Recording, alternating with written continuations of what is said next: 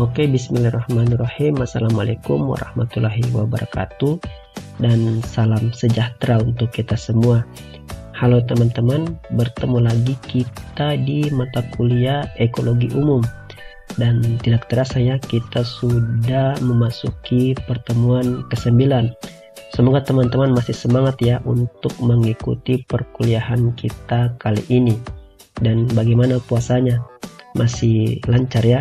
Semoga puasanya masih tetap lancar sampai di hari Idul Fitri nanti.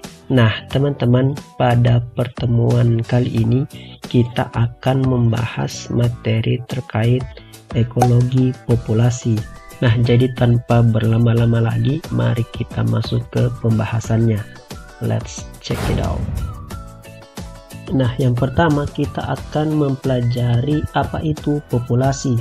Populasi didefinisikan sebagai sekelompok spesies yang sama, yang menduduki ruang atau tempat tertentu, memiliki berbagai sifat tertentu dari kelompok tersebut, dan bukan sifat individu. Nah, jadi teman-teman, populasi ini adalah sekelompok spesies. Jadi, pada pertemuan yang sebelumnya kita telah mempelajari tentang spesies ya. Dan sekarang kita mempelajari tentang populasi, di mana populasi itu adalah sekelompok spesies yang sama, yang menduduki ruang atau tempat tertentu. Jadi ada kumpulan spesies yang menduduki tempat atau ruang tertentu, memiliki sifat tertentu dari kelompok tersebut dan bukan sifat individu. Nah, jadi kalau kita berbicara populasi atau sifat populasi, maka yang kita bicarakan adalah sifat dari populasi tersebut, bukan lagi sifat dari individu. Misalnya ketika kita membicarakan tentang Indonesia atau kita membicarakan tentang populasi masyarakat di Indonesia, maka sifat yang akan muncul adalah misalnya Indonesia adalah orangnya ramah-ramah, walaupun pada taraf individu atau pada taraf spesies itu tidak semua masyarakat Indonesia itu ramah-ramah. Jadi teman-teman, kalau kita berbicara tentang populasi, maka sifat yang akan muncul adalah sifat populasi ya, bukan sifat orang per orang atau spesies per spesies. Ekologi populasi berhubungan dengan perubahan dalam ukuran dan komposisi populasi. Jadi ukuran di sini maksudnya adalah tinggi rendah ya, atau besar kecilnya suatu populasi. Sementara komposisi populasi itu adalah misalnya laki-laki perempuan, umur populasi tersebut tua ataupun muda, dan dengan identifikasi penyebab ekologis. Nah, jadi dengan mempelajari ekologi populasi ini, kita akan mengetahui atau dapat mengidentifikasi tentang penyebab-penyebab yang terjadi di ekologis. Misalnya, kenapa pada lahan sawah kita atau lahan tanaman jagung kita itu daunnya bolong-bolong. Ternyata kita mengetahui bahwa pada areal pertanaman jagung tersebut itu terserang oleh populasi belalang.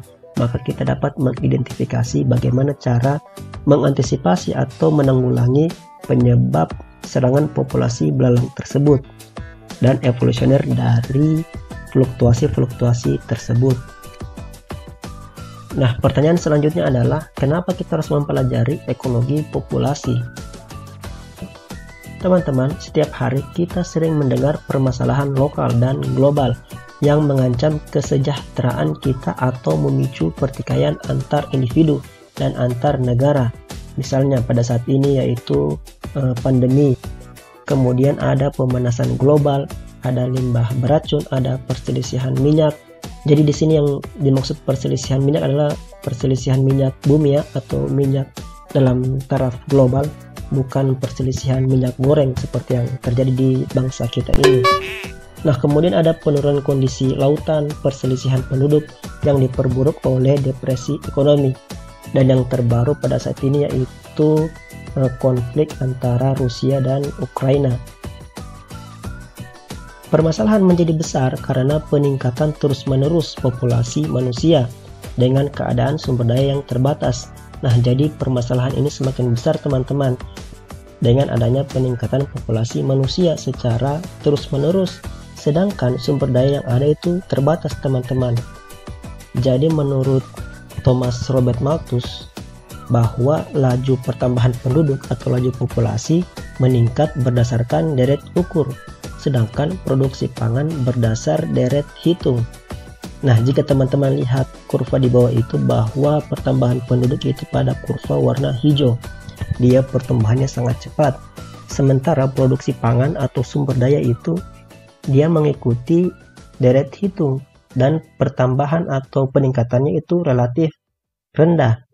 Jadi untuk mengisi ruang antara produksi pangan dan populasi itu harus dipikirkan bagaimana caranya. Nah, dengan adanya teknologi itu dapat membantu untuk mengejar pertambahan penduduk yang mengikuti deret hitung. Misalnya pada pertanian itu penggunaan pupuk. Nah, penggunaan pupuk ini ternyata dapat meningkatkan produksi pangan. Hanya saja penggunaan teknologi itu ada batas maksimumnya, teman-teman. Ketika dia sudah mencapai batas maksimum, maka akan terjadi leveling off atau pelandaian produktivitas. Nah, seperti ini gambarnya. Kalau teman-teman bertanya apa itu pelandaian produktivitas. Jadi ini contoh saja ya grafiknya. Misalnya teman-teman lihat pada tanda panah warna hijau sampai tanda panah warna merah, itu peningkatannya sangat tajam. Nah, kemudian dari tanda panah warna merah sampai ke tanda panah warna kuning, itu mulai melandai dia teman-teman atau mulai lurus. Nah, dari kurva pelandaian produktivitas tersebut, kita mengetahui bahwa ternyata penerapan teknologi itu tidak mampu menjawab permasalahan tentang kebutuhan pangan, di mana penerapan teknologi itu memiliki batas maksimum. Ketika dia mencapai batas maksimum, maka grafiknya itu akan melandai. Sementara pertumbuhan populasi itu tidak mengenal namanya batas maksimum. Selama manusia dapat bertumbuh atau bereproduksi, maka populasi tersebut terus bertumbuh dan semakin besar.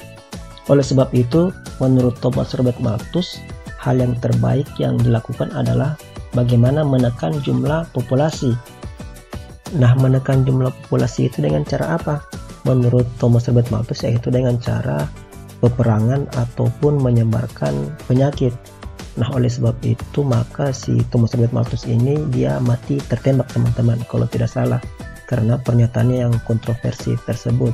Nah, salah satu jalan yang dapat dilakukan untuk menekan jumlah populasi yaitu seperti yang diterapkan oleh pemerintah kita, yaitu program keluarga berencana, di mana program tersebut menyatakan bahwa 2 anak saja cukup dalam satu keluarga. Nah, oke teman-teman, waduh panjang juga ya penjelasan mengenai peningkatan populasi ini. Nah, sekarang kita masuk pada sifat populasi. Nah, setidaknya ada 7 sifat populasi.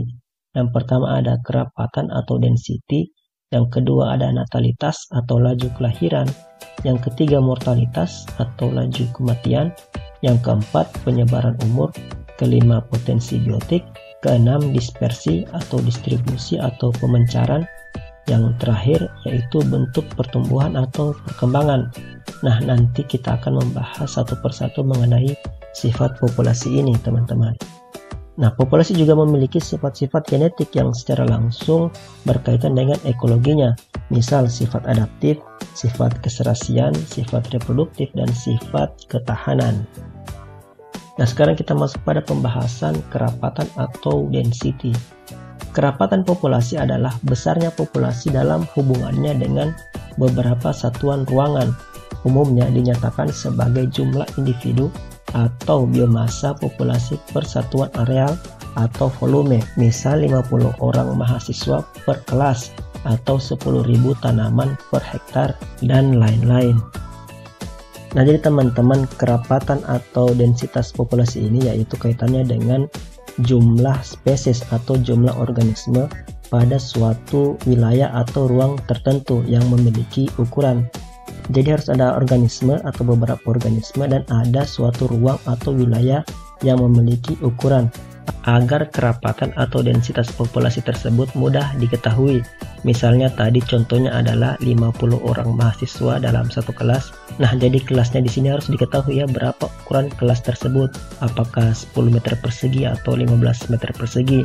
Nah, sama halnya dengan jumlah 10.000 tanaman dalam 1 hektar areal. Jadi kan di sini diketahui ada 10.000 tanaman pada 1 hektar atau 10.000 meter persegi. Maka kerapatannya yaitu 1 tanaman tiap 1 meter persegi. Densitas atau density dalam kajian ekologi memiliki fungsi yang sangat besar karena pengaruh populasi terhadap komunitas dan ekosistem tidak hanya jenis organismenya saja, tetapi juga jumlahnya atau densitasnya. Nah, jadi teman-teman, kerapatan atau densitas ini memiliki peran yang sangat penting dalam kajian ekologi. Bukan hanya tentang organismenya, misalnya pada satu areal perkebunan ada organisme belalang.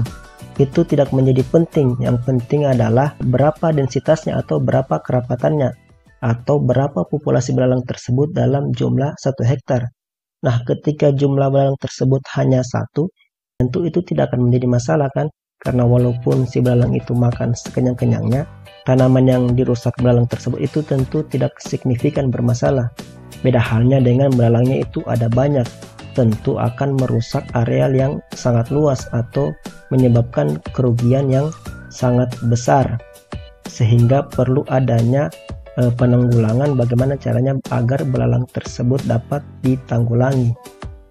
Densitas atau density juga dapat digunakan untuk mengetahui perubahan populasi pada suatu saat tertentu meningkat atau menurun.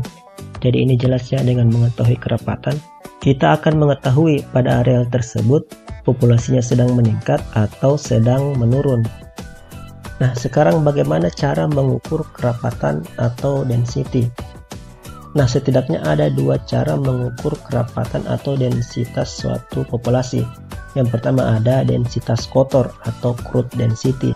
Densitas kotor atau crude density yaitu jumlah individu suatu populasi per satuan areal seluruhnya.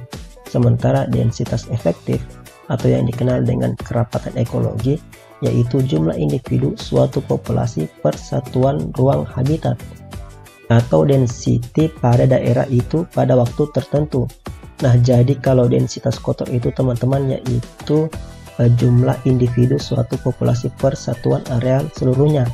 Sementara densitas efektif yaitu jumlah individu suatu populasi pada suatu ruang habitat tertentu dan pada waktu tertentu.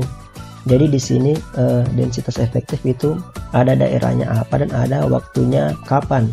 Sementara kalau densitas kotor itu dia tidak memiliki daerah ataupun waktu tertentu. Densitas populasi apabila fluktuasinya kita perhatikan, maka akan dapat kita gunakan untuk menentukan faktor-faktor yang mengontrol ukuran dari populasi, disebut kepadatan bebas atau density independent dan faktor kepadatan tak bebas atau density dependent. Kepadatan bebas density independent merupakan faktor perubahan lingkungan yang berpengaruh terhadap anggota populasi secara merata.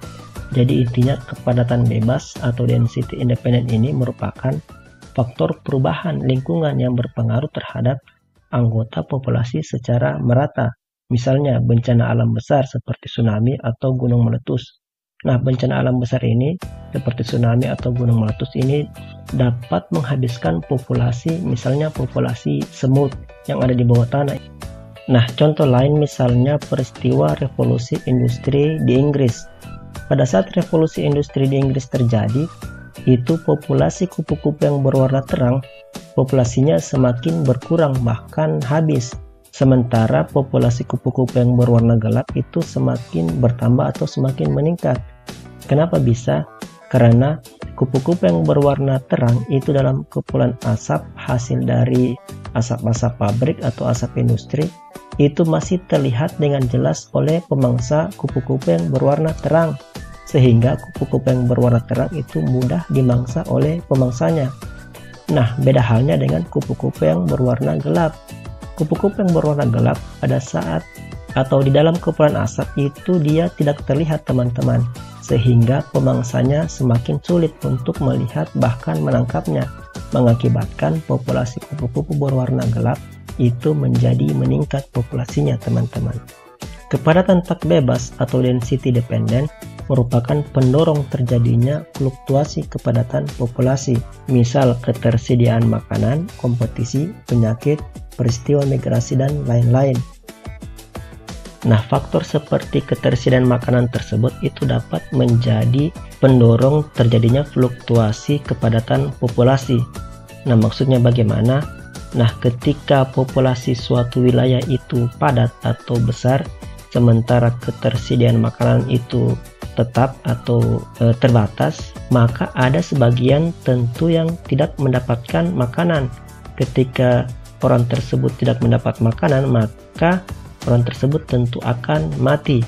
Dan jika tidak mati, tentu orang tersebut akan berpindah atau berimigrasi untuk mencari sumber atau ketersediaan makanan di tempat yang lain, sehingga kepadatan populasi menjadi menurun. Nah, sama halnya dengan kompetisi penyakit, peristiwa migrasi, dan lain-lain. Itu dapat mengakibatkan fluktuasi terhadap kepadatan